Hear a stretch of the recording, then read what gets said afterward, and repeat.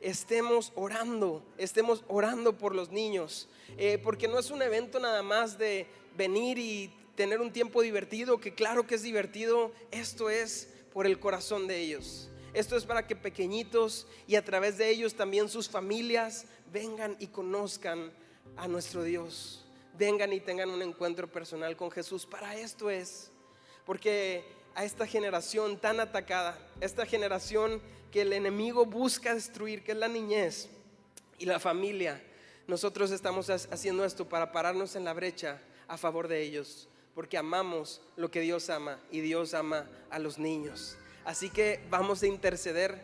No lo voy a hacer algo mandatorio o definido un día en específico, pero si quieres apartar un día de ayuno, yo te animo. Puede ser el martes, el miércoles, o puede ser quizás por motivos de salud nada más saltarte el desayuno y en vez de desayunar abres tu Biblia, le pides a Dios palabra y te pones a interceder. Pero si puedes separar un día de ayuno por este campo de verano, te lo agradeceríamos bastante, no por nosotros sino porque lo haces para el Señor y del Señor obtenemos nosotros recompensa.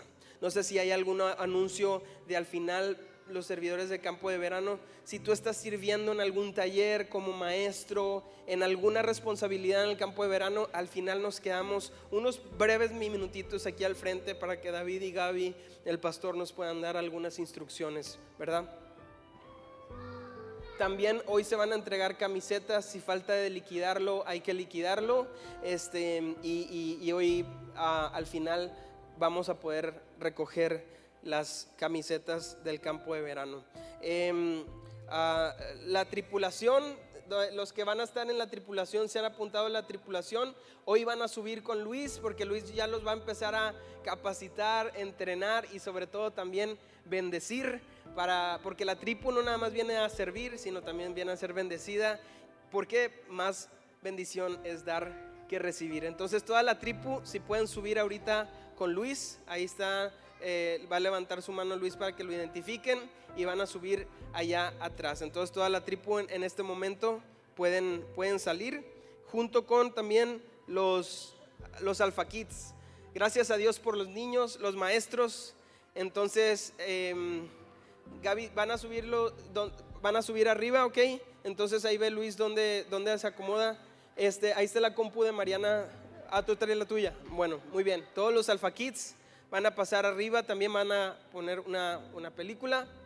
Y bueno, antes de continuar con los diezmos y las ofrendas, solamente recordarles que por la preparación del campo de verano, porque ahorita estamos a full en el campo de verano, los grupos Conexión se suspenden esta semana y la próxima semana, que es la de campo de verano, retomando ya después, una semana después, este tema tan importante que es la vida centrada en el Evangelio. Amén.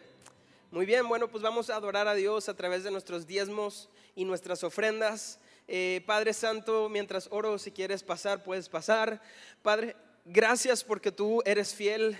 Enséñanos, Señor, a dar con un corazón alegre, como dice tu palabra, con un corazón dispuesto, no por obligación, sino por amor, porque entendemos tus principios, porque somos obedientes a tu palabra y sabemos, Señor, que al ser obedientes, Señor, tú nos recompensas. Padre, yo te pido por todos aquellos que están pasando dificultad, danos la gracia de poder apoyarnos unos a otros. Ayúdanos, Señor, a ser generosos con las viudas, con los huérfanos, con los necesitados, con los que están, Señor, en la calle en necesidad. Ayúdanos, Señor, a tener un corazón generoso y dar más allá, Señor, de algo económico, como decía Pedro y Juan: lo que tengo te doy. En el nombre de Jesús, que podamos ser portadores y dadores del nombre de Cristo Jesús, nuestro Señor. Amén. Muy bien, pues vamos a darle un fuerte aplauso al Señor por la vida del pastor que nos tiene hoy el mensaje. Vamos a estar atentos.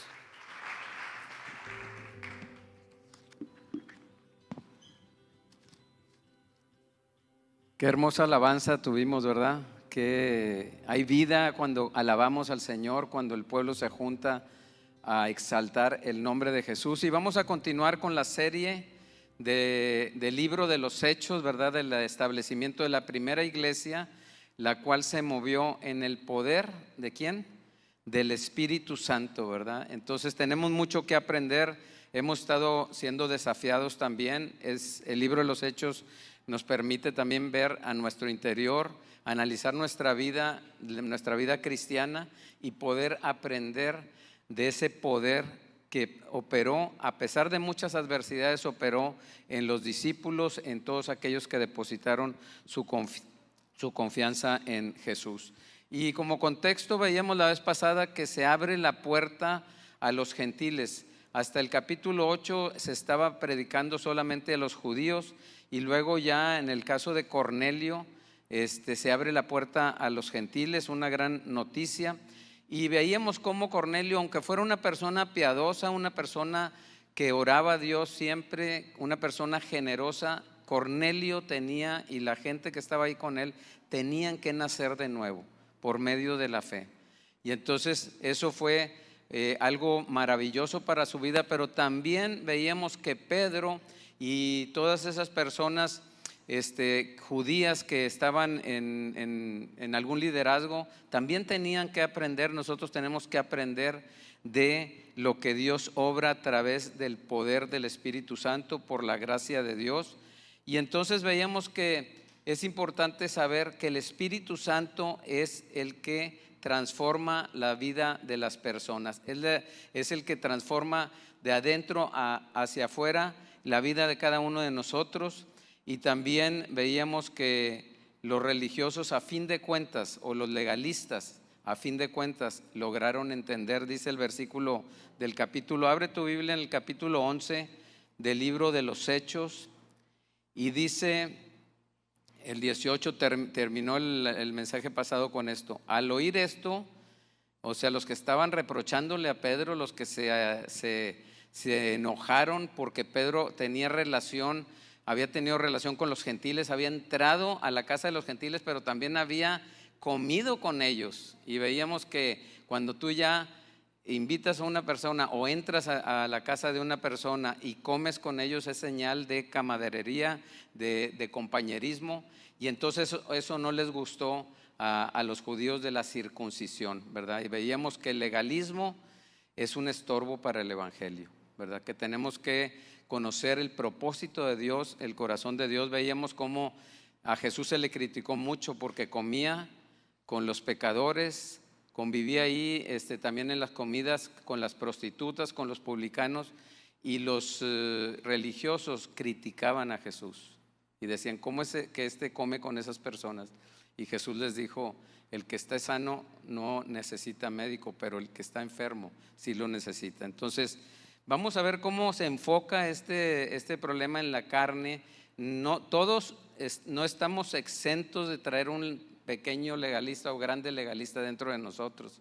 Y entonces vemos el caso de Jeremías. Jeremías fue un hombre que predicó la palabra, que le enseñó al pueblo. El pueblo no lo peló, el pueblo no le hizo caso, el pueblo lo tiró a Lucas, aún lo mandaron a la cárcel. Y Jeremías se sintió frustrado, se sentía todo ahí, que ya hasta le dijo a Dios, yo no quiero predicar la palabra de Dios.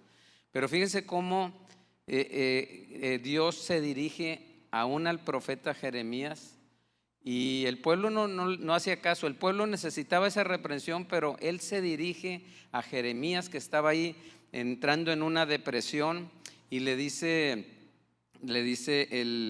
Jeremías 15:19, entonces dijo así el Señor, si vuelves o si te vuelves, yo te restauraré. Entonces, cualquier situación que nosotros nos encontremos, donde estemos de alguna manera desenfocados, necesitamos volvernos a Dios. Dice, si vuelves yo te restauraré y en mi presencia estarás, que eso es lo más importante, estar en la presencia de Dios, volvernos, cuando el Señor nos hable, volvernos de ese mal camino o de esa indiferencia o de la lejanía, volvernos al Señor. Dice, yo te restauraré, en mi presencia vas a estar, si apartas lo precioso de lo vil. ¿Cuántos sabemos que muchas veces nosotros a veces actuamos de forma contraria? Sacamos de lo precioso, sacamos lo vil. Y hagan de cuenta que está una pared y la pared así bien pintada de blanco y hay una mancha ahí al centro de negro. ¿En qué muchas veces la naturaleza carnal se enfoca? En el punto negro. o como dicen en el prietito, en el arroz, ¿verdad? Y así somos nosotros, que a veces somos buenos para sacar lo vil de lo precioso. Dice, serás mi portavoz si apartas, Jeremías, lo precioso de lo vil. Entonces serás mi portavoz. Que se vuelvan ellos a ti, pero tú no te vuelvas a ellos. O sea, como diciendo el Señor, mira, ese es asunto mío. Si no te hacen caso, ese es asunto mío, déjamelo a mí. Pero tú no caigas en esa situación, a tal grado que ya no quería seguir adelante. Entonces, tal vez el corazón de Jeremías había una especie de desprecio por la gente, y ese es un sentimiento a veces carnal, o sea, de esa naturaleza que a veces caemos en una situación difícil, o sea, no hace caso el pueblo, suceden situaciones y quisiera uno a veces tirar la toalla, pero a veces también dejamos que brote en nosotros esa naturaleza carnal. Muchas veces somos expertos en sacar lo vil de lo precioso. Y esa es la tendencia religiosa carnal. Ahora, ¿qué hacer para vencer la lucha contra la carne? Antes de decir el tema, ¿qué vamos a hacer cuando estamos luchando con esa naturaleza que no la podemos quitar? Ese traidor que traemos dentro nos va a acompañar todos los días de nuestra vida. Lo que sí podemos es someter a la carne. Antes éramos siervos de la carne, de la naturaleza caída. Pero ahora cuando venimos a Cristo, ahora cuando el Espíritu Santo viene a nuestras vidas, entonces empezamos a ejercer dominio sobre esa naturaleza. ¿Qué hacer para vencer la lucha contra la carne? Y dijo a Pedro cuando se le manifestó lo de Cornelio, que tenía que ir con un gentil y todo, dice, y estaba yo orando.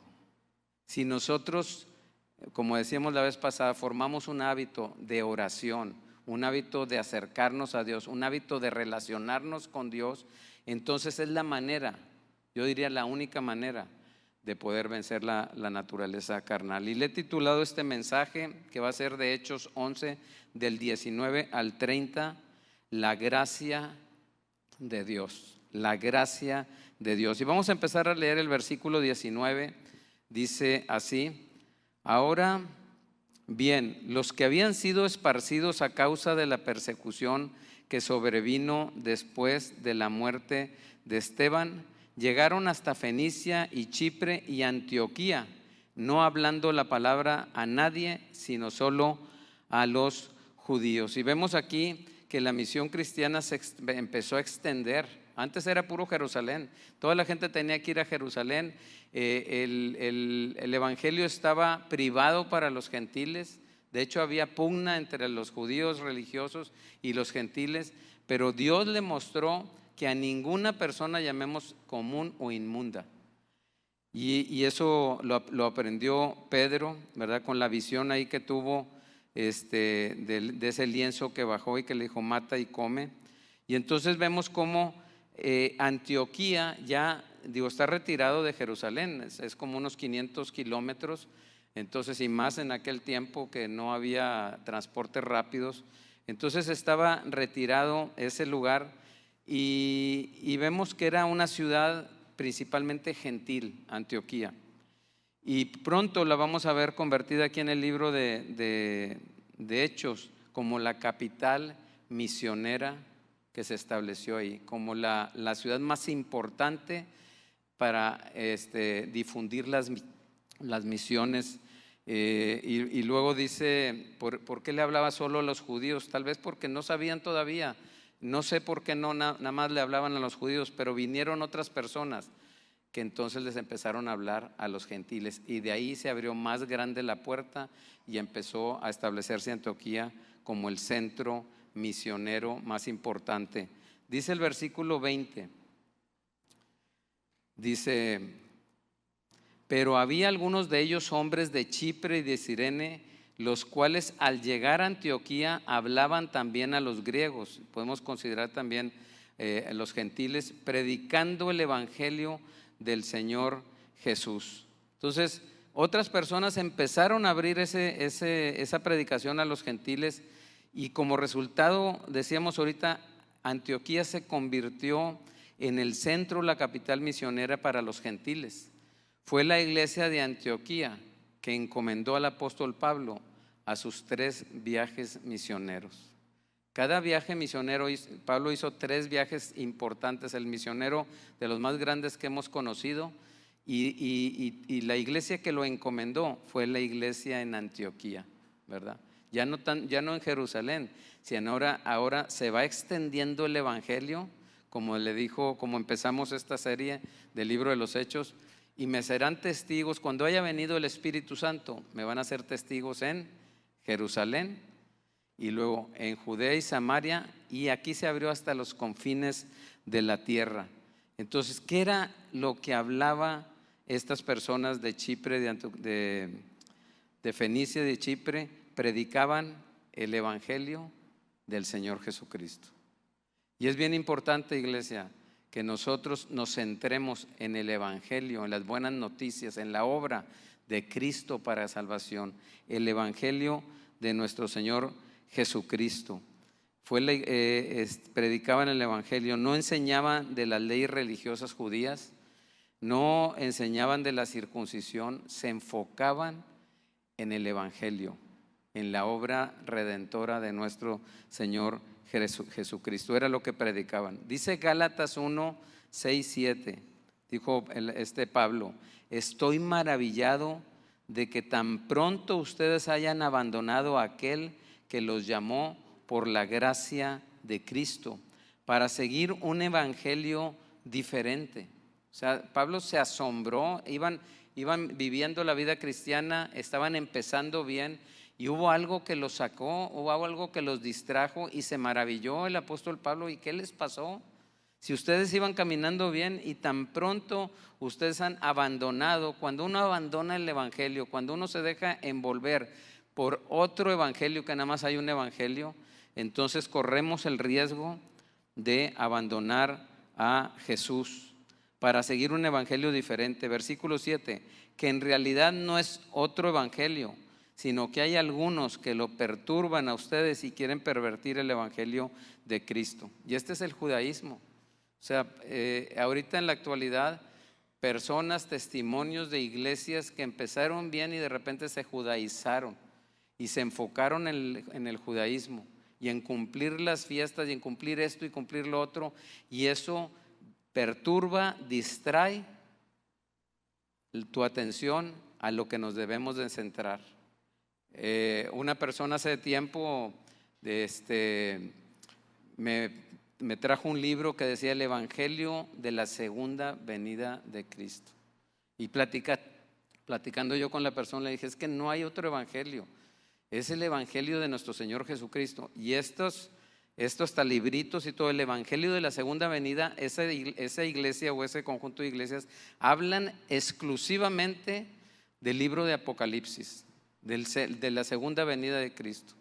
Entonces nada más hay un evangelio, el evangelio que transforma, el evangelio que salva. Y por eso, iglesia, enfoquémonos en Jesucristo y su evangelio, porque es el único que salva.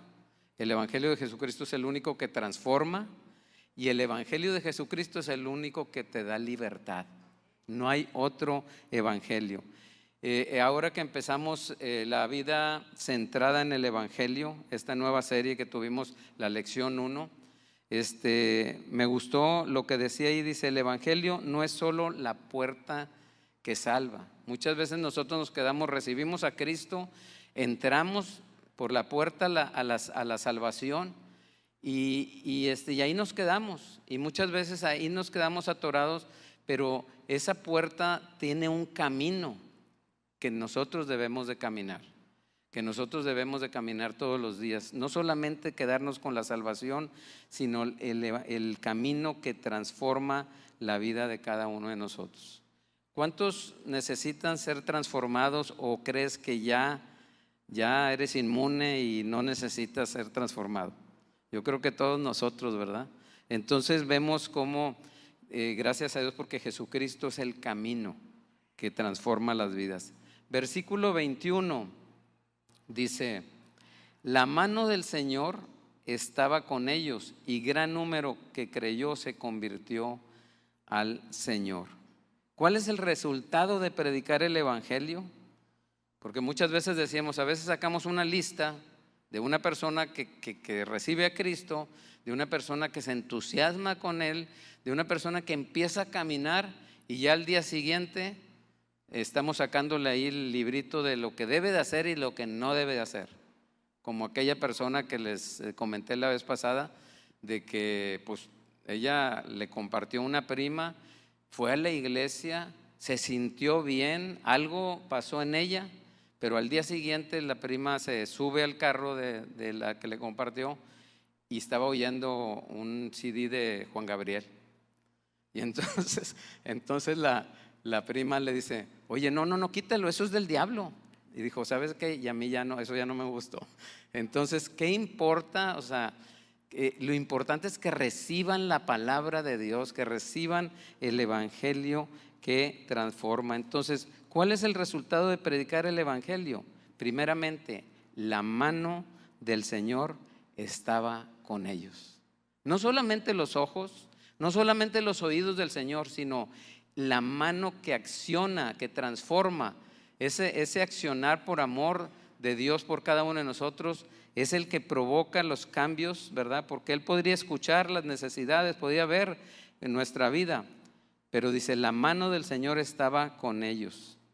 Por eso enseñemos nosotros el evangelio, y dice, enséñenle a las personas lo que yo les he mandado y yo estaré con ustedes, ¿cuánto? Todos los días hasta el fin del mundo. Número 2, ¿cuál es el resultado de predicar el evangelio? Dice, y gran número que creyó se convirtió al Señor. Ese es el resultado, ese es el poder que nosotros tenemos que compartir nuestro testimonio, orar por las personas, dar un buen ejemplo en nuestra vida, y gran número que creyó se convirtió al Señor. El evangelio tiene la capacidad y el poder de convertir a una persona, y eso se llama el nuevo nacimiento. Un ministerio no puede volver personas al Señor sin la mano del Señor. Tú puedes convertir personas a una personalidad mejor sin la mano del Señor. Puedes convertir personas a un club social sin la mano del Señor. Puedes convertir a personas a una iglesia o institución sin la mano del Señor. Pero tampoco puedes convertir a personas al Señor sin su mano, sin la mano del Señor. Por eso la frase creyó y se convirtió al Señor. Entonces vemos cómo hay dos cosas fundamentales para un nuevo nacimiento. ¿Cuáles son? Creer y la otra, convertirnos. Porque nosotros podemos creer o aparentar que creímos y asentamos que sí, pues sí es cierto. El orar es bueno, el relacionarnos con Dios es bueno y podemos estar de acuerdo en eso. Así también podemos estar de acuerdo que Cristo murió por nosotros. Pero creer no solo es estar de acuerdo, sino depositar tu fe en Cristo y en su obra.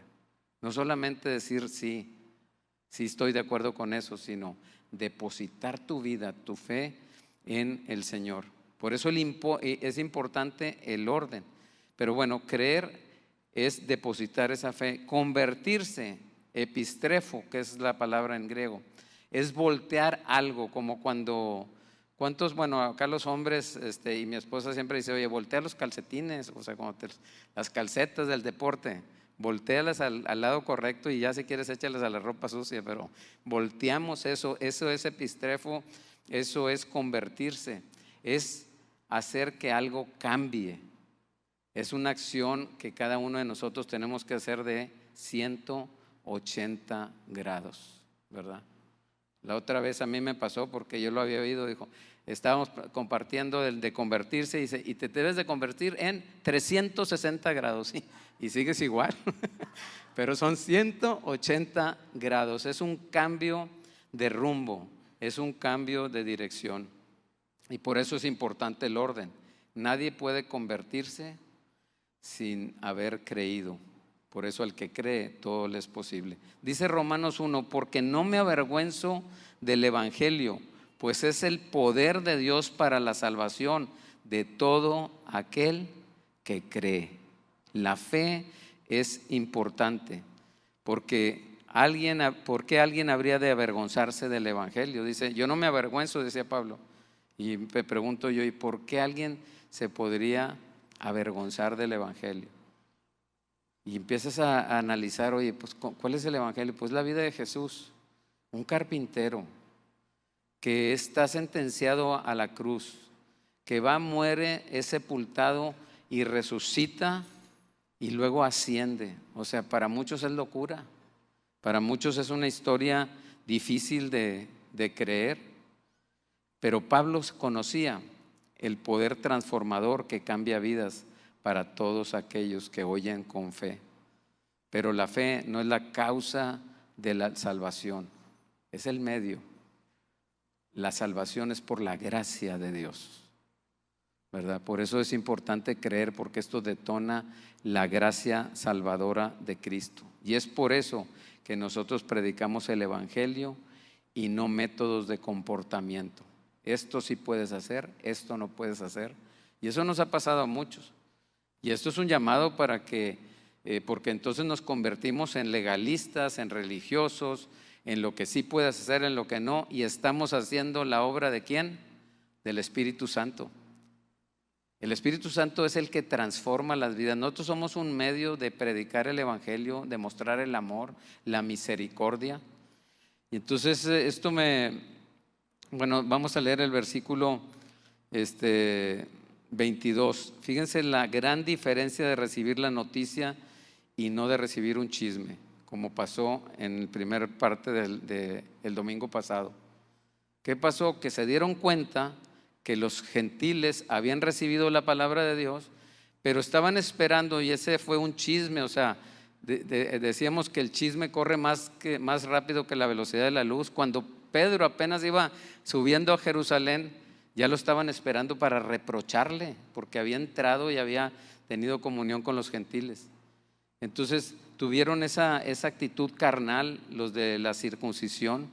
Y entonces vemos cómo aquí, en este caso, vemos que en lugar de reprocharles, envían asistencia. Cuando llegó la noticia, dice el versículo 22, la noticia de esto llegó a oídos de la iglesia de Jerusalén y enviaron a Bernabé a Antioquía.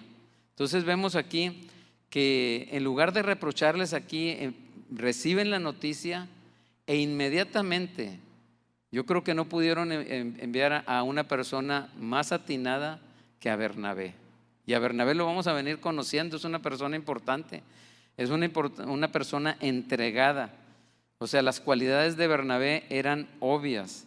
Mira, si das vuelta al versículo 4, al capítulo 4, versículo 36 y 37 de aquí de Hechos, la otra vez lo veíamos, versículo 36 y 37, habla de Bernabé y dice, y José, Bernabé se llamaba José, Bernabé era el sobrenombre de José, dice, y José, un levita natural de Chipre, a quien también los apóstoles llamaron Bernabé, que traducido significa hijo de consolación. Bueno, Bernabé poseía un campo y lo vendió, trajo el dinero y lo depositó a los pies de los apóstoles. Verdaderamente es un carácter generoso de un hombre aprobado que era Bernabé.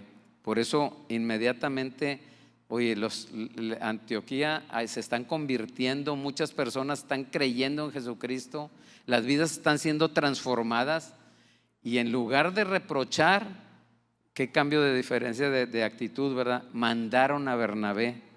Entonces vemos que también la generosidad de Bernabé, pero también en el capítulo 9 de Hechos, dale la vuelta ahí, y en el versículo 26 al 28 dice lo siguiente: cuando Saulo llegó a Jerusalén, trataba de juntarse con los discípulos, pero todos le temían, no creyendo que era discípulo. Claro, ¿verdad?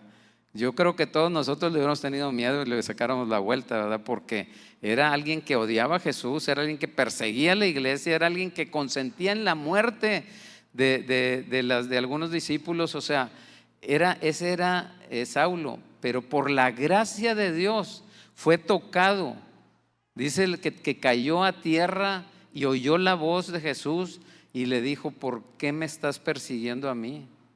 Porque todo aquel que persigue a mi iglesia me está persiguiendo a mí. Y Jesús puso varios ejemplos. Todo el que hace esto a un niño también me lo está haciendo a mí.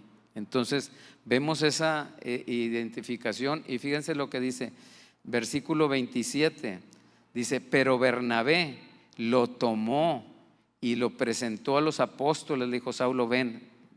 Lo presenta a los apóstoles y les contó cómo Saulo había visto al Señor en el camino y que él le había hablado, y cómo en Damasco había hablado con valor en el nombre de Jesús. Y luego el 28 dice: y estaba con ellos moviéndose libremente en Jerusalén, hablando con valor en el nombre del Señor. Entonces Bernabé era la persona indicada para atender este nuevo crecimiento que se estaba armando, esta iglesia naciente de los gentiles. Era una persona aprobada en el evangelio, que tomó al que vendría a ser del máximo misionero y lo presentó ante los amistades, ante los discípulos, y entonces ya le permitió a Saulo moverse libremente. Si se hubiera quedado en Jerusalén, seguramente hubiera tardado más, hubiera habido muchas dificultades para el ministerio de Saulo.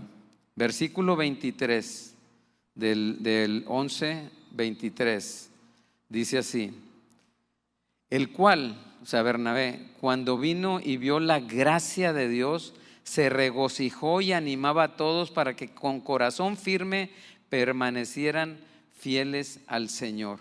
Entonces aquí vemos 5 actitudes de un hombre o una mujer de Dios, donde su enfoque no es el religioso, no es el legalista, sino es centrado en la persona de Jesucristo y sus propósitos. Primero, vino y vio. Muchas veces nosotros conocemos, Dios nos habla, y estamos de acuerdo, pero no accionamos, no vamos. Y él vino a ver qué era lo que estaba pasando y vio lo que estaba pasando. Entonces, desde las gradas, iglesia, no se ven bien las cosas que hace Jesús. Desde la trinchera acá no vemos bien las cosas. Necesitamos bogar mar adentro, porque ahí es donde están haciendo Dios los milagros. Les contaba la otra vez, ¿verdad?, que a nosotros nos llegó esa palabra: oye, están amarrados en el muelle, están ahí, o sea, sí tienen una cuerda ahí a tantos metros, pero desamarren esas cuerdas, boguen mar adentro, que ahí es donde van a ver los milagros de Dios. Entonces ese es un llamado para nosotros. Y lo que vio, la gracia de Dios, la que no encarcela, sino da libertad. Aquí está salvando a mucha gente, se dio cuenta. Y quiero aclarar que esa gracia no es permisiva. Muchas veces pensamos que la gracia te permite a lo mejor no orar. Él ya te salvó por gracia.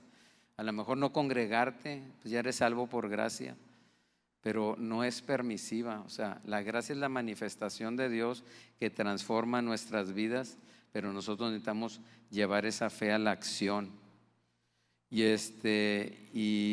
vemos cómo esto me hizo recordar en los años 70, me cuenta mi papá, yo no vivía eso, pero en los años 70 hubo un gran movimiento que se llamó Jesus Movement.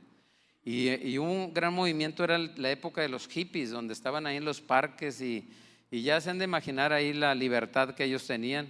Y entonces vino ese movimiento cristiano de Jesus Movement y empezaron a convertirse todos los greñudos, desasiados, uñas largas, o sea, era la libertad ahí en los hippies, ¿verdad? Así en público.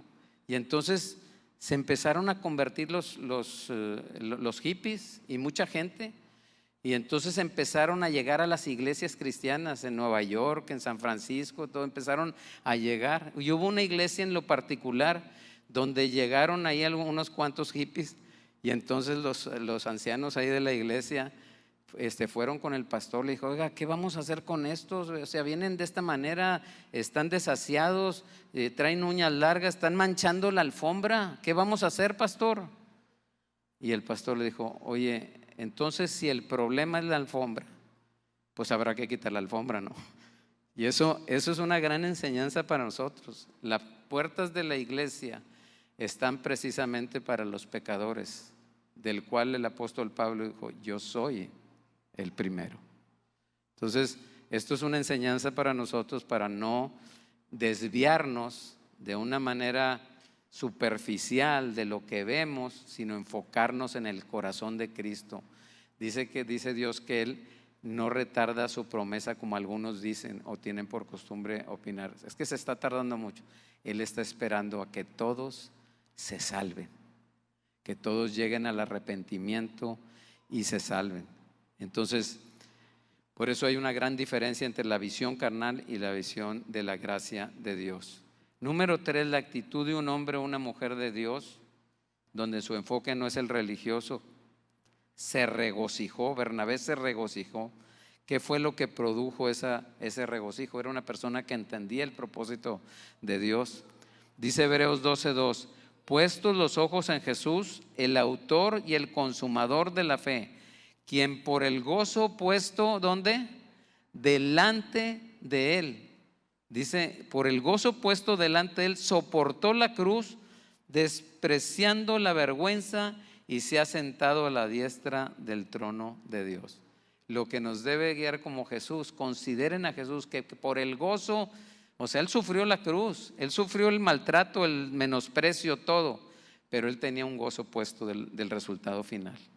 Y así nosotros, cualquier situación que estemos pasando, cualquier adversidad, como ahorita cantábamos de que Dios está con nosotros, que no se pierda ese gozo, que el gozo en el resultado final. Tú tienes un Dios, tienes un Padre, tienes propósitos eternos, que hay un gozo más allá de lo que nosotros podemos ver. Y eso es lo que nos sostiene. Por el gozo puesto delante, sufrió la cruz y menospreció el oprobio. Entonces aprendamos de Jesús. Cuarto, actitud de un hombre o una mujer enfocada en Dios. Dice, con ese gozo Bernabé animaba a todos. Gracias a Dios por esas personas que nos animan, esas personas que a pesar de las circunstancias el gozo está ahí, que vienen, te dicen, ánimo, Dios está con nosotros, no te caigas, no te detengas, Dios está con nosotros. Entonces animaba a todos, como aquellos 10 espías que en lugar de que fueron a la tierra prometida, y Josué y Caleb, pues los 10 espías se dieron cuenta que lo que decía Dios era cierto, fructífera la tierra. Pero ¿qué vinieron a hacer estos con el pueblo? Lo contaminaron, lo intimidaron. No, sí es cierto lo que dice Dios, pero no vamos a poder, ¿verdad? Y Josué y Caleb lo frenaron ahí, les dijeron, oye, cállense, y empezaron a animar al pueblo. Por eso es importante animar en cualquier circunstancia a todos. Y la quinta actitud de un hombre o una mujer de Dios es para que, ¿qué era lo que animaban? Para que con corazón firme permanecieran fieles al Señor. Permanecer en Cristo no es fácil, pero es lo que te va a conducir a terminar una vida con éxito, a llegar a la meta. Y esa firmeza no procede de una mentalidad, procede del corazón. Daniel, ahí en Daniel 1:8, dice la palabra, pero Daniel se propuso en su corazón, o sea, es una resolución interna, se propuso en su corazón no contaminarse con los manjares del rey, ni con el vino que él bebía, y pidió al jefe de los oficiales que le permitiera no contaminarse. Iglesia, las grandes propuestas nacen del corazón, de una resolución firme, de una resolución de la vida que tenemos en Cristo Jesús. Por eso, ¿qué más podemos describir de Bernabé? Versículo 24. ¿Quién era Bernabé? Dice, porque era un hombre, del 11:24, porque era un hombre bueno y lleno del Espíritu Santo y lleno de fe. 3 cosas que son buenas que nos describan de esta manera. Bernabé era un hombre bueno, lleno del Espíritu Santo y de fe, y una gran multitud fue agregada al Señor. Entonces, Qué maravilloso es que nos distingan de esa manera. Ahora, no puede haber ningún motivo para que no seamos hombres buenos. Yo creo que nada debería impedir que seamos cristianos siendo hombres buenos, salvo que seas una mujer. Entonces esa mujer también será una mujer buena, ¿no? Pero no debe haber nada que nos haga, que nos describan como un hombre malo o una mujer mala. Entonces, buenos. ¿Cómo puedo ser lleno del Espíritu Santo? Contemplando a Jesús, deseándolo y relacionándonos con Jesús. Hay una ley ahí que dice, tú te conviertes en lo que contemplas. Si tú contemplas, si tu contemplación está en el mundo, pues vas a ser mundano. Si tu contemplación está en ti mismo, para satisfacerte a ti mismo, para guiarte en tus gustos y placeres, vas a ser egocéntrico. Si te contemplas al diablo, no te digo lo que vas a hacer, ¿verdad? Pero si contemplas a Jesús, vas a ser cristiano. Si es Jesús tu contemplación, te vas a convertir en un hombre o una mujer buena, una mujer cristiana. Dice Romanos 10:17. Así que la fe viene ¿por qué? Por el oír. Y el oír por la palabra de Dios. La fe viene por el oír, la palabra de Dios no. El oír, eso que abre la sensibilidad espiritual, es la palabra de Dios. Por eso no podemos separarnos de la palabra de Dios.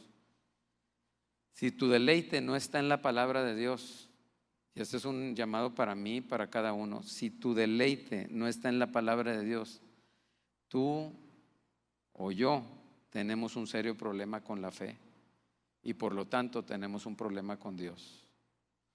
Dice Hebreos 11:6, y sin fe es imposible agradar a Dios, porque es necesario, no es opcional, que el que se acerca a Dios crea que Él existe y que recompensa a los que le buscan así con fe. Entonces, ¿por qué David fue llamado, por qué Dios le llamó a David un hombre conforme a qué? ¿Por qué sería? ¿Por qué un hombre como David? ¿Porque no cometía pecados? No. ¿Porque no se equivocaba? No. David fue un hombre que se le llamó conforme al corazón de Dios porque David era un hombre de una sola cosa. Dice Salmo 27:4. Una cosa, y esto lo está diciendo David, una cosa he pedido al Señor y esa buscaré, que habite yo en la casa del Señor todos los días de mi vida para contemplar la hermosura del Señor y para meditar en su templo. David era un hombre de una sola cosa. Y si entendemos lo que está diciendo aquí, no es que quería estar dentro de la iglesia todos los días de su vida y extraerse del mundo y estar encerrado ahí, ¿verdad? No, David era,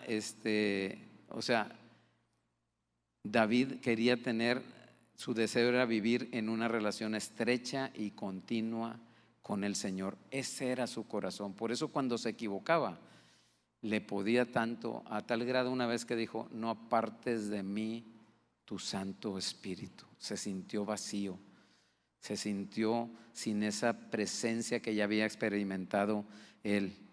María, la hermana de, ¿cómo se llamaba la hermana? Marta.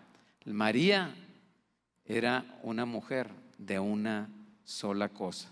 Dice Lucas 10:42. Pero una sola cosa es necesaria. O sea, son palabras de Jesús. Y María ha escogido la parte buena, la cual no le será quitada. Entonces vemos cómo Marta estaba distraída que descuidó su máxima prioridad, aprender de nuestro Señor Jesús. No quiere decir que fuera desatendida, digo que vaya a ser desatendida para estar ahí, no. Es que en ese momento el Salvador estaba ahí en la casa de Marta Y Marta lo quiso atender, y qué buena onda que quieras atender a las personas. Pero ahí lo más importante es que el Salvador estaba en la casa de Marta y María, y una escogió estar aprendiendo de él, estar contemplando a Jesús. Por eso ella era de una sola cosa. Pablo era un hombre de una sola cosa. Un hombre de una sola cosa. Filipenses 3, 13 y 14 dice: hermanos, yo mismo no considero haberlo ya alcanzado, pero una cosa hago, olvidando lo que queda atrás y extendiéndome lo que está delante, prosigo hacia la meta para obtener el premio del supremo llamamiento de Dios en Cristo Jesús. O sea, Pablo reconoció su estado de imperfección y al mismo tiempo su necesidad de crecimiento, extendiéndome adelante. Pablo no era de aquellos que creían como yo cuando jugaba fútbol ahí de chavo, que perdíamos casi siempre, ¿verdad?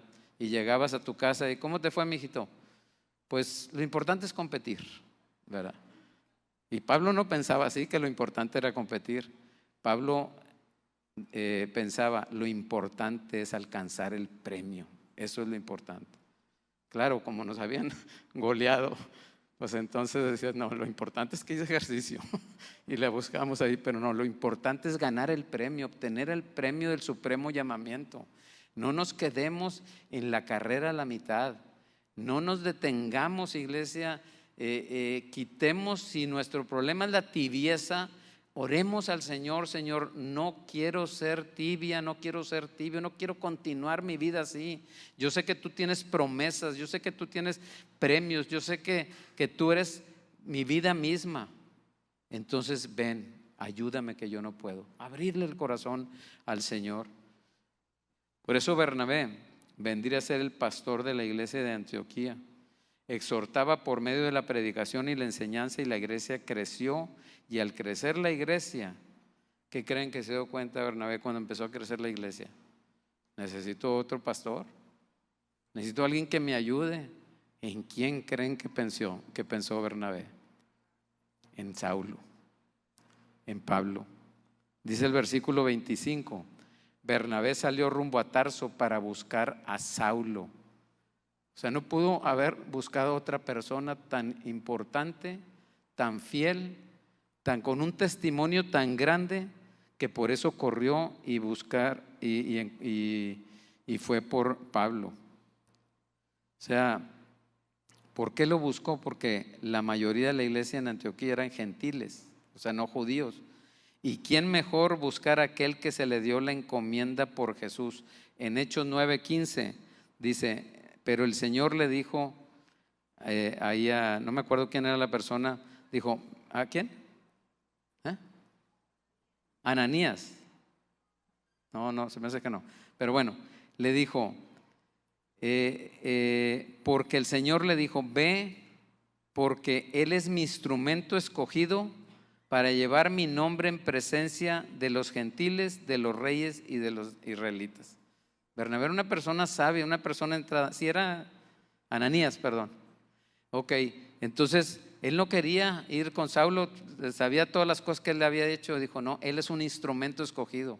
Así es que no importa si tú tienes un pasado, si tú te das cuenta que muchas cosas las regamos, que nos hemos caído, que hemos insistido, que nos hemos mantenido distantes del Señor. Hoy es el día, iglesia, para venir a los pies de Jesús. No demores, este es el día que Dios ha hecho. Por eso decía, nos gozaremos y nos alegraremos en Él. Este mundo, los gozos y las alegrías son pasajeras, y luego al día siguiente otra vez otra mortificación y otro. Pero el gozo del Señor es eterno. Por eso no te detengas. Si Dios te está hablando, aunque tengas tiempo en la iglesia o en el caminar cristiano, si el Señor te habla hoy, entrega y ríndele tu vida al Señor. Por eso dice el versículo 26, y cuando lo encontró, ¿a quién encontró? A Saulo, lo trajo a Antioquía, y se reunieron con la iglesia por todo un año y enseñaban a las multitudes, y a los discípulos se les llamó, ¿cómo? Cristianos por primera vez en Antioquía. O sea, Bernabé no le fue fácil seguramente encontrar a Saulo, pero lo encontró. y lo trajo y estuvieron ahí con ellos. Y ahí se le llamó por primera vez cristianos. Cristianos por primera vez en Antioquía. Habían sido llamados discípulos, habían sido llamados santos, habían sido llamados creyentes, habían sido llamados hermanos, testigos, seguidores de Jesús, pero ahora somos llamados cristianos. Qué gran nombre, qué excelente nombre el ser llamados cristianos. Este nombre es un honor portarlo, en tanto indique que los discípulos viven como Cristo quiere. Hay muchas religiones en el mundo, pero los cristianos tenemos un sabor diferente y expedimos un olor grato delante de la gente, o debemos despedir ese olor grato delante de la gente. Qué triste cuando alguien que tú convives por mucho tiempo, que es una persona que frecuentas, y después de muchos años que tú eres cristiano, dice: ah, eres cristiano, no lo sabía, ¿verdad? Entonces debemos de expedir ese olor grato, que la gente se dé cuenta, no por presumir, sino por el testimonio nuestro, por la actitud nuestra, por la manera de llevar en la familia, de comportarnos con los hermanos también, que sepa la gente que tú eres un cristiano o eres una cristiana. Entonces, 2 Corintios 3:18 dice: por tanto, nosotros todos, mirando a cara descubierta, como en un espejo, la gloria del Señor, estamos siendo transformados de gloria en gloria en la misma imagen como por el Espíritu Santo. Que cada vez nos parezcamos más ¿a quién? A Cristo. Esa es la meta, que nos parezcamos más a Jesús, en la manera en que vive las adversidades, en la manera en que predica, en la manera, Él es el mejor ejemplo de todos. Versículo 27 dice: por aquellos días unos profetas descendieron de Jerusalén a Antioquía. O sea, a donde fueras de Jerusalén tenías que descender, ¿verdad? Jerusalén está así en alto, y a donde fuera tendrías, si vas a Judea, ahí tendrías que descender. Dice, y el 28, y levantándose uno de ellos llamado Agabo, daba a entender por el Espíritu Santo que ciertamente habría una gran hambre en toda la tierra, y esto ocurrió durante el reinado del emperador Claudio. Entonces vemos aquí, habría una gran hambre. La iglesia padeció no solamente la persecución, sino padeció también una gran hambre. Y el 29 y 30, y ya estoy terminando, si quieren pasar los de la alabanza, dice el 29, los discípulos, conforme lo que cada uno tenía, determinaron enviar una ayuda a los hermanos que habitaban en Judea, y así lo hicieron, mandándoles a los ancianos por mano de Bernabé y Saulo. O sea, ellos practicaron esa generosidad. Cuando ves una iglesia necesitada, cuando ves a unas personas en necesidad del pueblo, la generosidad es importante. Dice Proverbios 11:25, el alma generosa será prosperada, y el que riega será también regado. 2 Corintios 9:7, que cada uno dé como propuso en su corazón, no de mala gana ni por obligación, porque Dios ama ¿a quién? Al dador alegre. O sea, Pablo nos enseña una gran verdad en cuanto al dar. Filipenses 4:17 dice, no es que busque las dádivas en sí, o sea, no busco que me den, sino que busco fruto que aumente su cuenta. La generosidad, el que le presta al necesitado se lo está prestando a Dios, y Dios paga con buenos réditos. Romanos 3:24, todos hablando de la gracia de Dios. Solo la gracia de Dios puede hacer que ames a tu hermano o a tu hermana y te intereses por tu iglesia. Romanos 3:24 dice, todos son justificados gratuitamente por su gracia, por medio de la redención que es en Cristo Jesús. ¿Cómo vio Bernabé la gracia de Dios? Porque estaba justificando a la gente.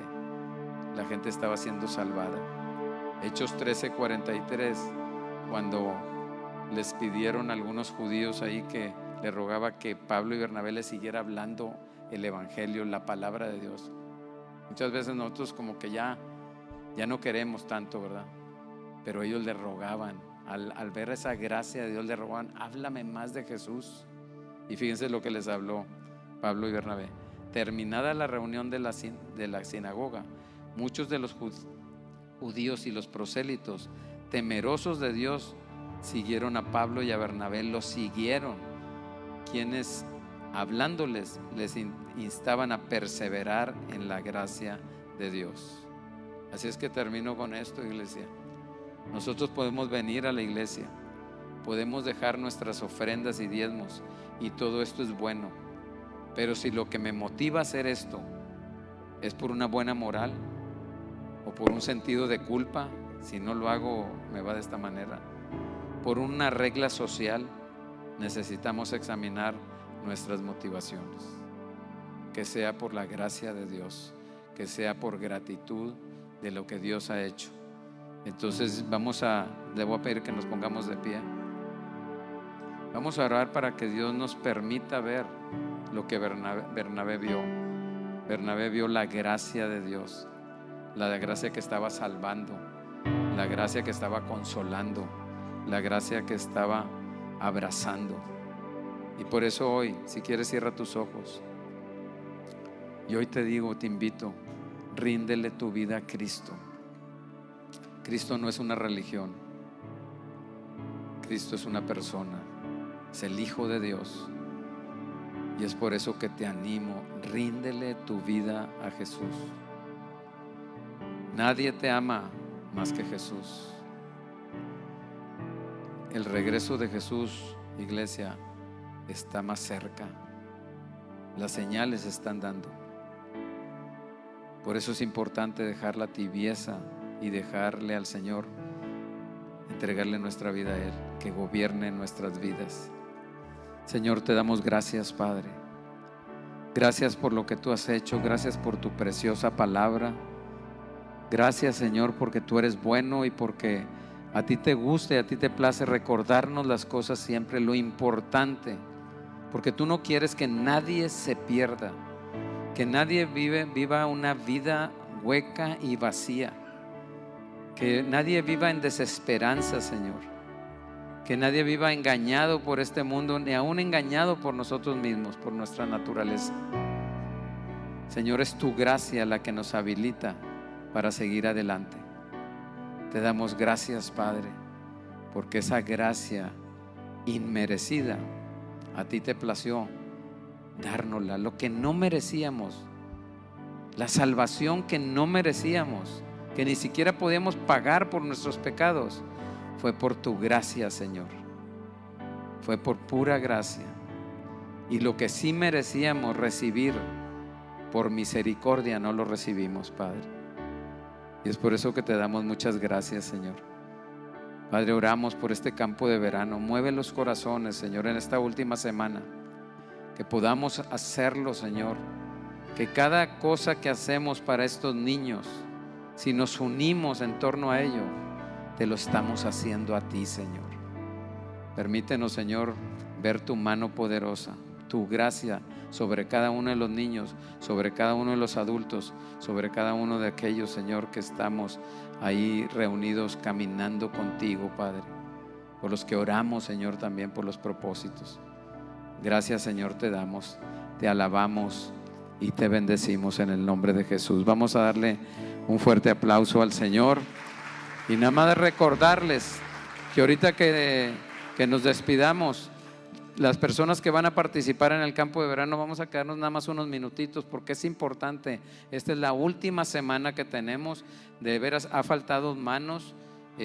Damos gracias a Dios por las personas que se han estado preparando en la elaboración de los salones y de todo eso. Por eso es importante, unámonos esta semana y el resto de nuestra vida también, en el nombre de Jesús. Amén.